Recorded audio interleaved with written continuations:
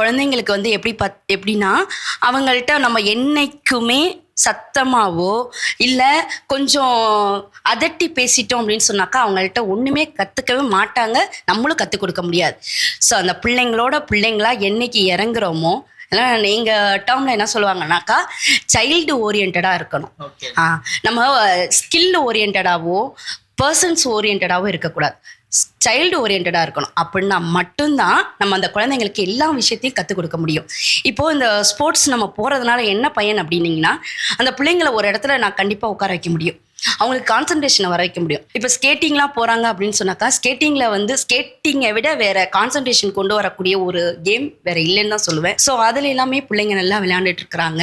அதுக்கு மாதிரி பார்த்தீங்கன்னா ஸ்விம்மிங் வந்து ஸ்பெஷல் ஒலிம்பிக்ஸில் ஆட்டிசம் பிள்ளைங்களுக்காகவே ஸ்பெஷலாக உள்ளார கொண்டு வந்திருக்காங்க. ஏன்னா அந்த குழந்தைங்களுக்கு வந்து ரொம்ப ரொம்ப கான்சன்ட்ரேஷனையும் அவங்களோட ஹைப்பரையும் குறைக்குது அப்படின்னு சொல்கிறாங்க. ஸோ அவங்களோட ஸ்கில் டெவலப்மெண்ட்டுக்கு ஸ்போர்ட்ஸ் வந்து ரொம்ப யூஸ்ஃபுல்லாக இருக்குது.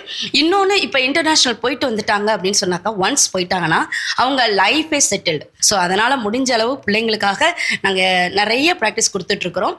இன்டர்நேஷ்னலுக்காக வெயிட் பண்ணிகிட்ருக்கோம். 2027 இன்டர்நேஷ்னல் இருக்குது. ஸோ அதுக்காக வெயிட் பண்ணிகிட்ருக்குறோம்.